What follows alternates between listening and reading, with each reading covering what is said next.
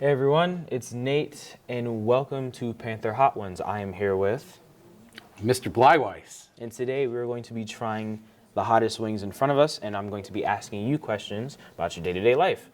So let's get started.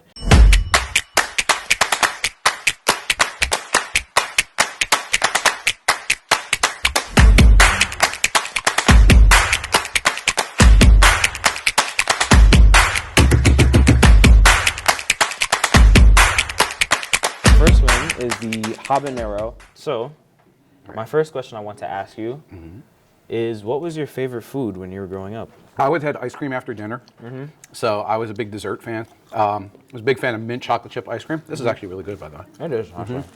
Wait, why is it so good? Wait, wait, why is it actually good? This is because this is the one made by the school. That's why it's so good. I always liked, my family found this recipe, like a rice casserole, just this one box of like ready-made rice pilaf and sour cream, and I think chives on top. And then you mix it, you bake it, and you just consume it well. So that's what it was. That's very good. So let's finish you eating, 'cause it seems like you're actually enjoying it. Actually enjoying it, yeah. The second question I have for you is, how did you decide to become a teacher here at Mastbaum?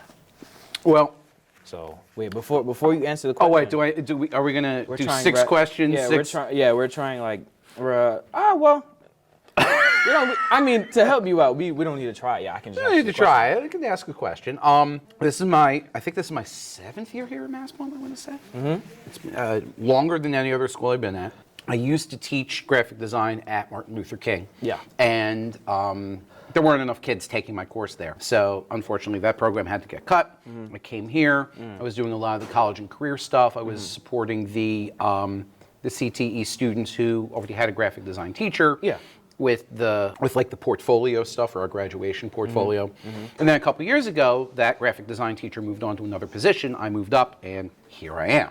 That's the story of how I arrived here. Yeah, 7 years down the road. And you become one of the best teachers that I've ever met. So Oh my goodness. that's what. No, You don't get out much. No, we're gonna appreciate you here. We're gonna appreciate you. that here. So works. that's what we're gonna do. That works. So another question I want to ask is, what is the funniest thing that has ever happened to you in school? The funniest thing? Yeah. I have to be perfectly honest with your class. For whatever reason, your class of students, with some of the things that get said and done, I have to be honest, I have never laughed so hard. Again, I've taught for like 15 years, and like with your class, I've had bigger laughs than I've ever had. Okay. So that would be the funniest thing. But like, I'm talking about specifically, what was the funniest thing that happened with us? There was just somebody. Just give one. One of our no. The thing that really the one thing that really got me is actually students saying stuff I can't repeat on camera, and involving birds. Yeah. And the people who know that it involved birds Yeah. know exactly what I'm talking about. Yeah. So, but beyond that, I can't really go into details. Okay. That's a very, very inside baseball inside joke. Okay, well, that's the end of that question. All right. The next question. This is called Red Ghost. Oh boy. This is, I don't even know how hot this is. I'm in such trouble. All right, let's go. This is Red Ghost? This is Red Ghost. This is Red Ghost. This is. That's actually not bad. I thought it was going to be a lot hotter. Now I'm just enjoying the wing at this point. Watching about 30 seconds, we'll be like, oh. So, since we know about your music and everything, like how you listen to music. Well, it's weird because a lot of people in the building don't know about the music. Some people nearby. So, my question to you This is starting to build, by the way. I'm just know. letting you know. Yeah. what's your best, like, what was the best live music experience of your life? Live music experience. There's a couple. I think the most historic show, because some people were like some people have been fortunate enough to go to music events, and it's like something historic. It's like best ever. So I was fortunate enough to go to this music festival in California called Coachella. Yeah. And this is years ago, I think it was like 2006. I don't know how many people here know the band Daft Punk, that electronic duo, wore the helmets and everything. Yeah. Wait, it's like the ones with the Mickey Mouse hats, or just like biking Oh, helmets? the Mickey Mouse is Dead Mouse. Okay. But like the robot helmets, that was Daft Punk. They started a tour at Coachella with this big like light emitting pyramid thing, and like a big wall of lights. Oh, that's singing. It was the first show of the tour, and it was in support of an album that I was like only okay with. When I got back home from the festival, I started seeing on YouTube, everybody had like uploaded their phone videos. Yeah. And only then did I realize what kind of show I had witnessed. So, and like all other like really big electronic tours and DJs and like all the controls of lights and sound, it really all sprang from that, and I was at that first show. One of the other really good ones, it was another festival, was in New Jersey. It was called All Tomorrow's Parties. It had mostly been held in Europe and in England. Yeah. But they had one in Asbury Park, and it was really, It's hitting me. I heard that. You were sighing there. It's hitting me. It's hitting you a little bit. So there was it was this festival, and All Tomorrow's Parties was really known for like getting like really old acts and bringing them back, really underground, like cult classics, and people who didn't tour a lot, and people who would collaborate, and people who would like play entire albums that nobody had heard before. It was really cool and it was also like at a resort, so people could stay there. I ended up playing in a poker game with some of these like rock stars and actually winning some money from them. They had movie screenings, and they had discussion panels and food tastings and collaborations on stage that like you'd never expect to see. So I think that was actually that was probably one of my other really good ones. I have a bunch that I could go into, but we only have 4 wings left. Here's another question, which is very interesting to me. Tell us more about the music writing you do. Some people don't know about. Some people don't know about this. Okay, so I write for a website called Treble. It is the full website address is treblezine.com. And I've been writing for them for a little bit more, it's at least 10 years now. It's basically just like writing about new releases that come out. And that was actually how I ended up going to Coachella, writing for a website. I've been able to go to Lollapalooza and, actually All Tomorrow's Parties. One of those was actually for writing for websites like that. And just getting a lot of new music, doing features on different kinds of music, like historical and theme-wise, and it's really cool. I've always liked listening to music. I've DJ'd here and there. I worked with different aspects of music. Getting to write that stuff is actually pretty cool. I've actually even gotten to interview a few people. I haven't done an interview in a while, but it's been pretty cool. Okay. That's very cool. Well, thanks for that music experience that you give us. Okay. So Wing 3? No, not yet. Not yet. Look at this. Okay, See, I'm giving ourselves some chances here. So you get some space, some room to breathe here. Exactly. Okay. So our next question is, what's the most challenging obstacle you had to overcome? The most challenging obstacle I've had to overcome. It's an obstacle that I still kind of deal with every day. I have ADHD, and that is something that affects how I work. And it affects how I interact with people. I wouldn't say that I've overcome it, but I think I've been able to compensate for it pretty well. There are times where that has not worked, and that's where it becomes a challenge to deal with it and figure out how to work and behave and interact better. But I guess and it's weird because I grew up in an age where nobody really talked about that. There wasn't a name for that. I was hyperactive, or I had bad behavior, or I couldn't sit still, or daydreaming, or whatever. There was a really pivotal book that I read about it 20-something years ago, and it wasn't so much a clinical diagnosis thing as much it was almost like reading a biography. Because I would like turn the page, I was like, oh, I've seen that before. Oh, I've seen that. Oh, I did. Yeah, so it was like over and over again, just seeing that and trying to do better in spite of that, and do well in spite of that. So I guess we'll call it that, because I'm living okay, even with it. So. Okay. Well, since that question is done, we're going to eat our third Are we wing. hitting number 3? We're going to be hitting the Siracha pinch. Sriracha pinch. Okay. So, all right. Let's go to town. Here we go. yeah, I really have to get hotter ones. Yeah, I really have to get hotter ones. What is this? I like this one. I bet you these two are going to kill us. Maybe. These two will kill us, and this one will be a nice Maybe. easing out. What has been your worst job you've held? I've had some jobs that had some really negative elements to them. Trying to think of, and it's weird because I kind of like what I've done over my career. Yeah. Worst job that I've held. You're making me think now.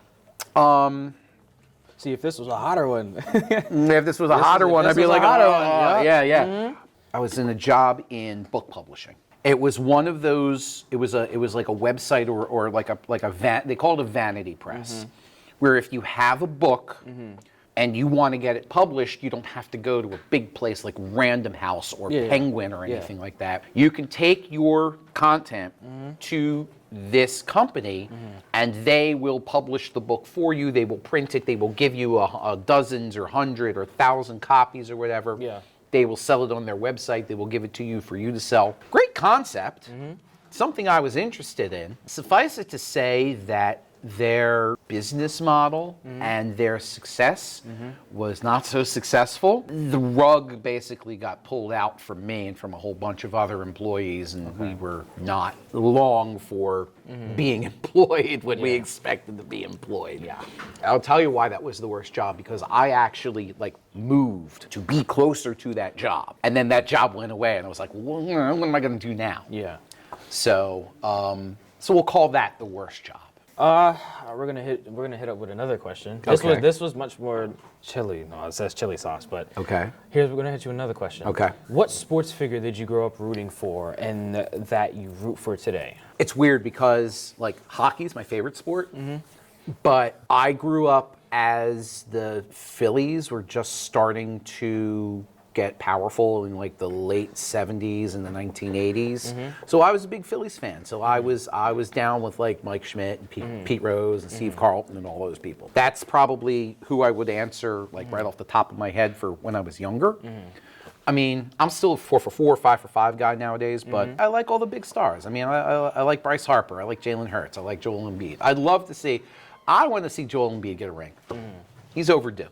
He's overdue. He's overdue on getting out of the second round of the playoffs. It's time for Joel to get a ring. Okay. Well, since you said it's time for him to get a ring, how about it's time for us to eat another wing? How about, look at you!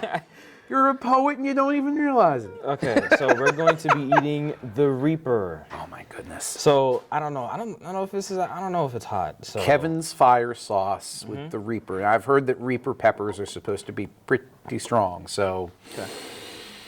Oh boy. Well, I like how that starts off. No, Is it coming? Is it coming? Oh, okay. Okay. I believe tiger sauce might be the hottest. Yeah, probably. That's good. That's good. So all these You want to hit some? have been really good. Would you believe I'm fine? It's not a test of strength or anything here. Oh, that's getting me right in the back there. Okay. If you could go back and give your 16-year-old self one piece of advice, what would it be? Damn, it's kicking. 16 years old. I'm gonna have to. And a sophomore. Okay. I'm gonna have to take one. Yeah. I mean, it's strong, but I'm okay for now. I think the advice I would have told myself is probably advice I would tell the students I interact with here, and that is, you're not going to find the love of your life at 16. You are not going to find the person. It's very rare that you're going to find the person that you are going to spend the rest of your life with as a sophomore or a junior in high school. Yeah. Everybody needs to calm down with that stuff. Not that it was dramatic on my part.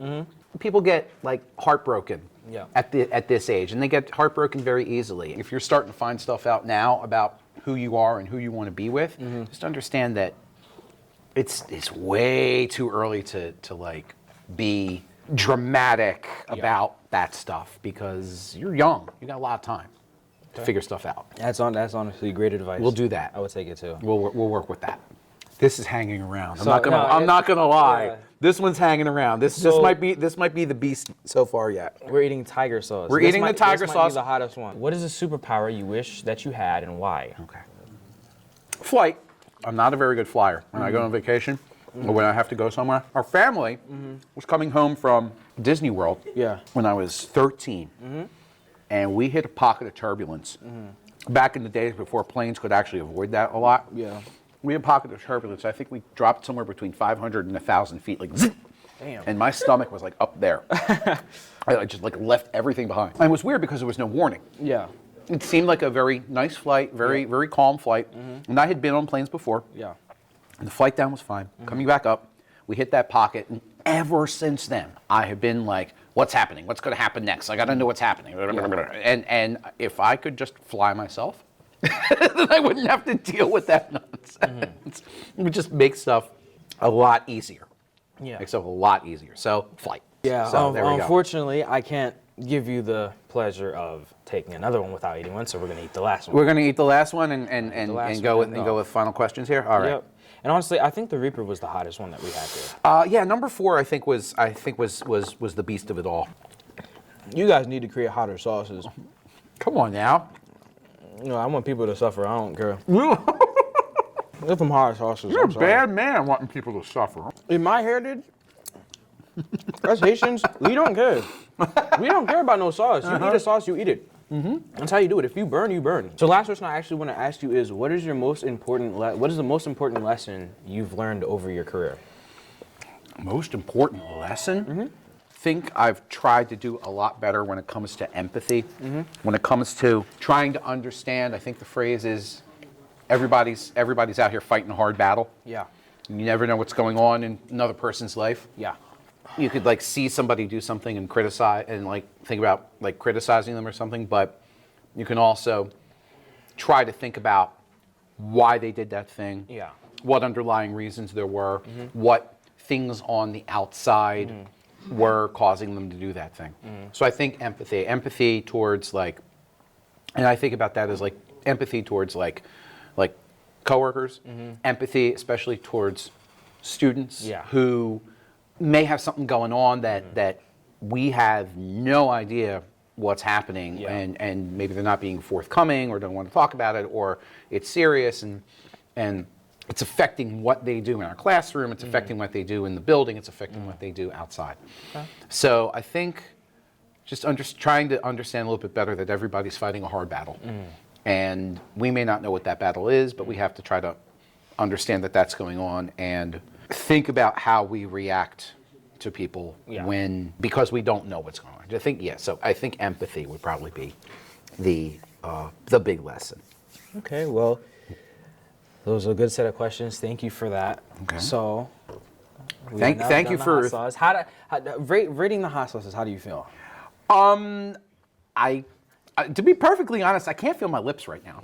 So I mean, you keep saying not hot enough, not hot enough. This is pretty solid set. I'll give you that. So which one was the most mild to you, and which one was the most? The most mild was probably Habanero? Mastbaum's Habanero. The strongest one, I think the strongest one was definitely Kevin's Fire, the Reaper one. Yeah. But they were all good. They were all really good. This unfortunately reminded me of all the hot sauce that we put every time I eat my own cooked food. You say unfortunately. This might be the one that my dad just pours in every time. Oh so my I goodness. don't. We'll have to see. Thank you for being on the show today. Thank you for having me, asking good questions, fighting the good fight with the heat here. So, So we hope to see you next time. And again, if you want to come back. I absolutely would. This is pretty cool. I love the setup. I love how this was done. Thank you for asking good questions. You're welcome. So, yeah. All right. All right. We're done. Okay. Nice work, everybody. Nice work.